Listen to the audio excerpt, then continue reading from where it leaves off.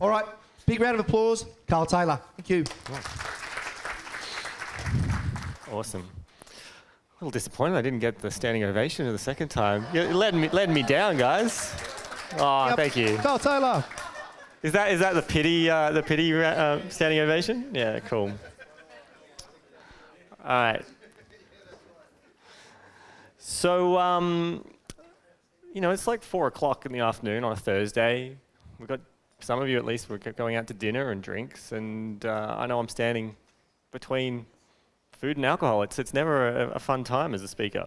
So I thought we'd make it a bit light and practical, because I really wanted to drive this home. And so what we're going to focus on is the process section, to really bring some of that clarity between and hopefully answer that question of what's the difference between a process and a procedure. Let's just jump right in it. So you'll notice on your tables, you should have some Post-it notes. Everyone got some Post-it notes? There should be 3 different Post-it notes, different colors, different sizes. And you're going to be using these. You guys are going to be doing a bit of an exercise. And you're going to work as a team at your table. So whoever's at your table, turn to them and go, "Hey, team." Awesome.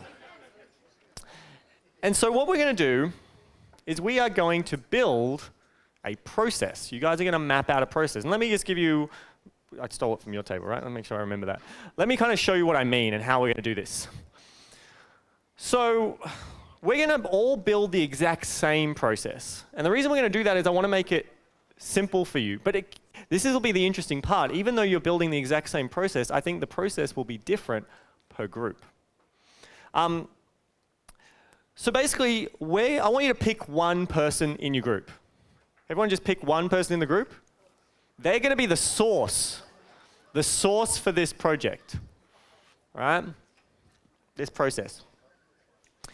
And so the process we're creating is the process of waking up and going to the office. Okay? So, yeah, if you work at home or where you work, this is why you're going to use the sources to purse who is, whether they work from home or whether you're going to an actual office.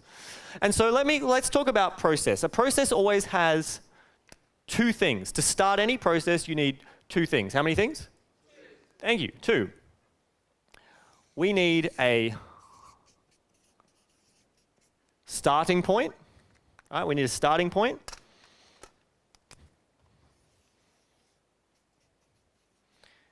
And a finish point. Where does this process end? What's the result?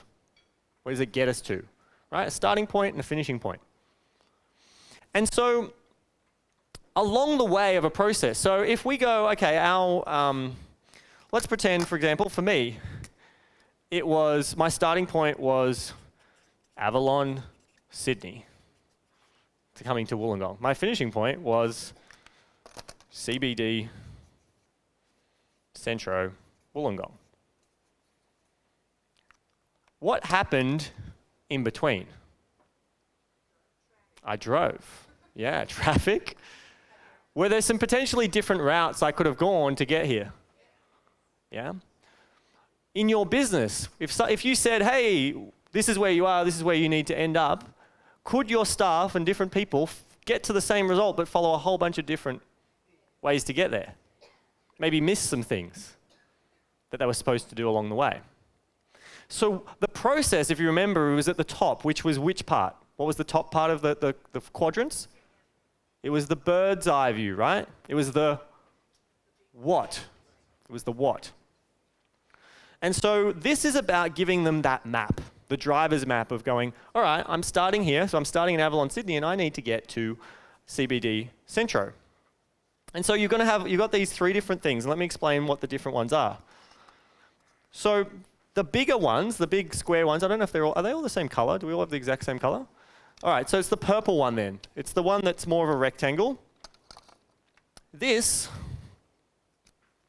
is an action that needs to be taken. So somewhere along the line, I had to get in car. Or maybe we could even just chunk it up and just say drive. Yeah? we also have this pink one. And when you put this pink one in, you're going to be putting it on an angle. So it's like a diamond. And this diamond is what's known as a decision diamond. This is a decision point. So, I have to drive. There was probably a decision of which way I go. Right? Do I go through the tunnel or did I go over Carl Expressway? For those who know Sydney. Over the bridge or in the tunnel? Which way did I do it? That's a decision point. Yeah? So, and then we have this little blue one, and this is a resource. A resource. And so for me, I got a coffee. So a coffee was a bit of a resource to make sure that I stayed awake on the long drive. Everyone clear on what each little piece signifies? We have an action, we have a decision, and we have a resource. Yeah, any questions on what these actually mean? No? Awesome. So, how would we put this together? Well, let's see. I started in Avalon, Sydney. My first thing was I was going to... Well, actually, the first thing I didn't make a decision. My first thing was... well, actually, no, we could say a decision. You're right. Sorry. Do I need coffee? Right? Do I need coffee? Question mark. Yes, I decided... So then what happens on a decision is that it can always go a couple of different ways. It's like, yes, I do need coffee. So then there would be an action, right, of get coffee.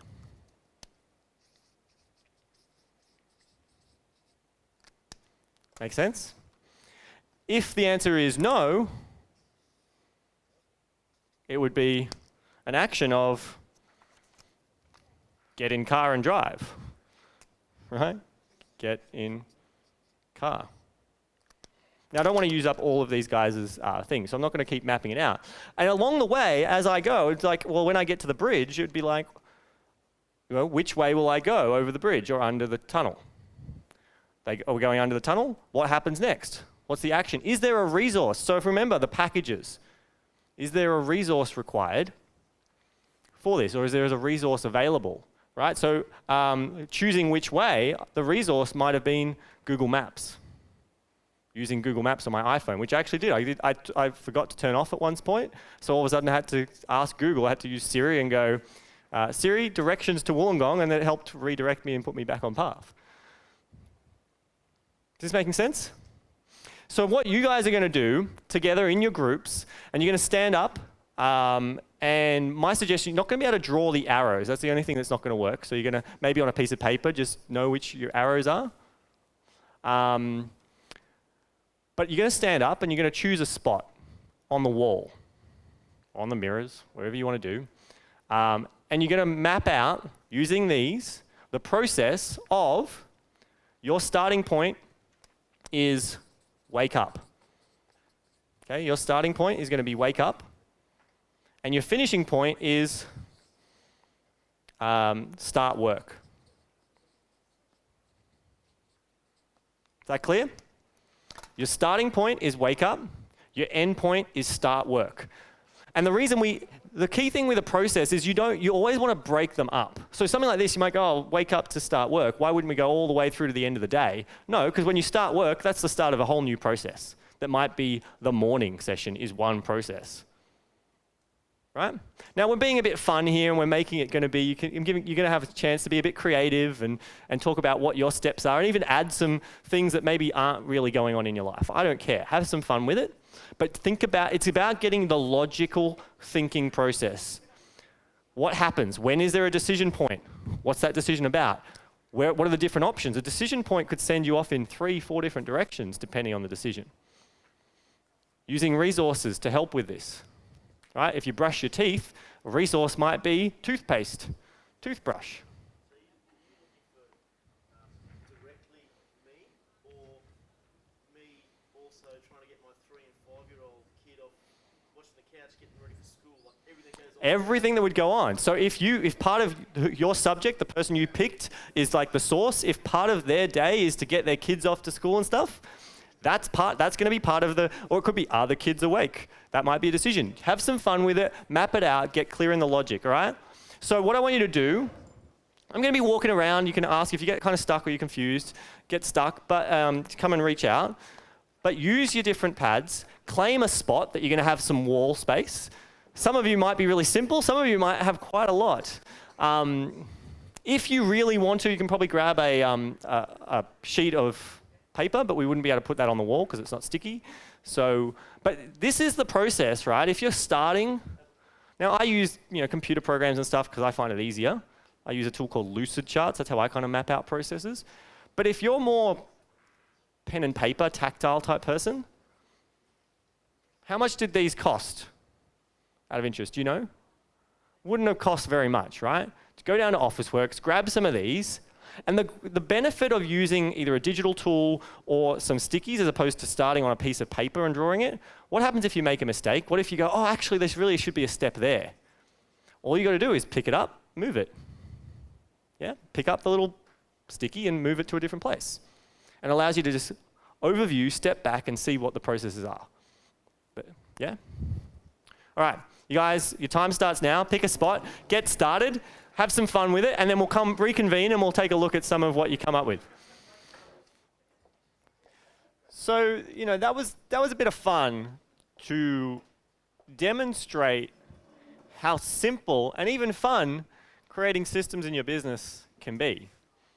All you need to do when you're creating a process is know what the starting point of this process is. What's like the trigger? What triggers this process to start? And where does this process end? Termination point for the process. And usually the termination point of the process is possibly the starting trigger of another process. And then it's just a matter of filling the gaps with actions, decisions, and resources. Now, a whole bunch of you, or pretty well all of you, your resources were very tangible things, like the dog and things like that, and toothpaste, etc. Now, in your business, it doesn't need to be like that. The resources are going to be more of the packages. Do you remember we talked about the how was the packages? It might be the template or the policy. So one of the key things, if you remember in the last session we talked about, was like, oh, well, how do they know that the policy even exists, is there? Because the process tells them. There'll be a decision point. Is this on policy? Possibly. Or it might be an action is check the policy. Resource is XYZ policy. Right? So if you had a process that was about processing a refund, the triggering point might be customer asked for a refund. And then there might actually be two termination points. There is customer refunded, customer not refunded. Right? There's potential termination points for this process. And so, and I know a few of you kind of did this, where it's like, am I going to go to work today? No, process ends here. Right? It did, process ended. You're not going to work, so process ends here. And so you can do the same thing in your business. And so the resources will always just be the tool, the package, the thing that helps them action that. It's the blueprint for you, if you like, of going, okay, cool. So when I go to write this procedure, here's the action. It's, refund them. Or you've also now know that there's a resource of a policy. Okay, I need to write that policy. And I know that there's a resource of a template for how to, like one of the responses in a refund might be notify client that we can't process their refund. Resource might be canned response of how to say that. Email template. Does this make sense? So I want to know, what did you learn? What were some of the learnings? What did you take away from that exercise about building systems and, more importantly, processes in your business? Who wants to share? Keep it simple? Yeah, keep it simple. And you were one of the ones that was saying, oh, what's the difference? Is it clearer for you now? Oh, yeah, very clear. How would you define the difference? What was the kind of turning point for you? One's like a bird's eye and one's like an eagle eye. Funny. How funny is that? One's a bird's eye, one's an eagle eye. The funny about that? Detail. Yeah, no. Yeah. One's more detailed and one's kind of higher level. It doesn't have to have all the different steps. That's going to fall into the procedure. Yeah, absolutely. Perfect. Thank you. What else? What else did you notice, learn, realize? How much you do before you go to work? Yeah, absolutely. Absolutely. The resources. The resources. Tell me about that. What did you learn? Just the resources required to perform whatever task, and then you can actually just have them as a separate thing where people can actually go to and actually say, well, we need these resources for the task. Yeah, the resources for the tasks. You're identifying what are the things that you need to create or have or provide. Yeah, that's right. So while I was telling you, start with on any of them, whichever one's going to give you the biggest impact for the least amount of effort. That's kind of my mantra in life, to be honest. How do I get the biggest result with the least amount of effort? I'm Gen Y, I'm lazy. So start with that. But then when you're going to be more strategic, when you've now got some more time and you're able to be strategic, where I would start and where I often do start is on the process. Because you may have noticed now that the process ends up giving you the blueprint of here's the policies I need, here's the procedures I need to create, and here's the packages I'll need to create. It's the starting point. Okay?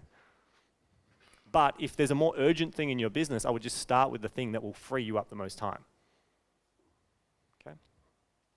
Any other observations, lessons, learnings from that? Want to share?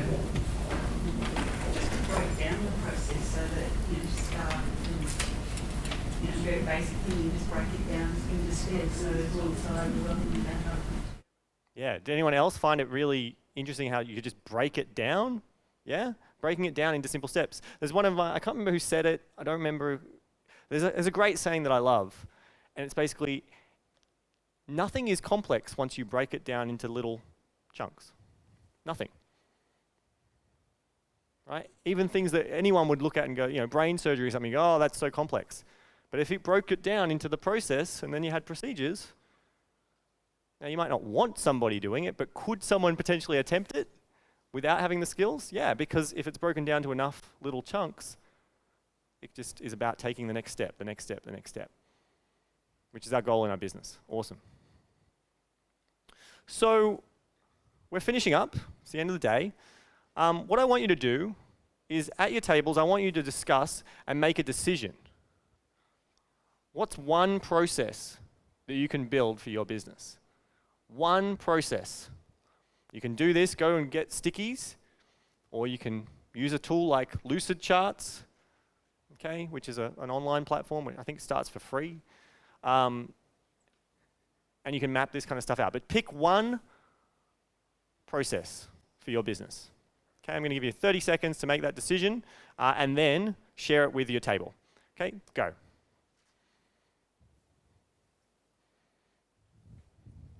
Thanks, guys. Thank you. So now you've decided which process you're going to create. I want you to make one more decision before we completely finish for the day. Or I hand it back to Stephen. What is the first single step you can make towards creating that? What is the first step? Pretend that you've got a process to creating this process. What's the first step? What's the first action or decision you need to make? Decide where it starts. Awesome. Where it's going to finish. Awesome. So what are you going to do? What decision are you going to make? What are you going to do? Make a note of that and do it. Make the decision. And if it's an action that go to Officeworks to buy stickies, well then write that down and make sure you do that first thing you get a chance to. Okay? Write it down. What's the first decision? If it's a decision, just make it right now. If it's an action, make a note of it so you can do it. And then you're on your way. You're starting to build a new process for your business, and you're done. So yeah, that's it for me. I'm going to hand back to Stephen, and I'll see some of you at dinner. Alrighty, big round of applause for Carl, guys. Awesome, man. Thank you very much. He is the rock star that is Carl Taylor. It's pretty good, huh? Yeah. What did we learn? Okay, that's broad. Let's see if we can... to examine your policies and procedures in the office and make yourself abundantly clear to yourself. Yeah, good. That works. Thanks, Theo. You laughed all the way through that. I like it. Lots. What else? What'd you learn? Doesn't have to be hard. Doesn't have to be hard, Karen. No, Karen. Karen. No, it doesn't. It can be simple. It is. Yeah, what else? I can examine some of the processes and procedures that we've got in place now and see if they still apply.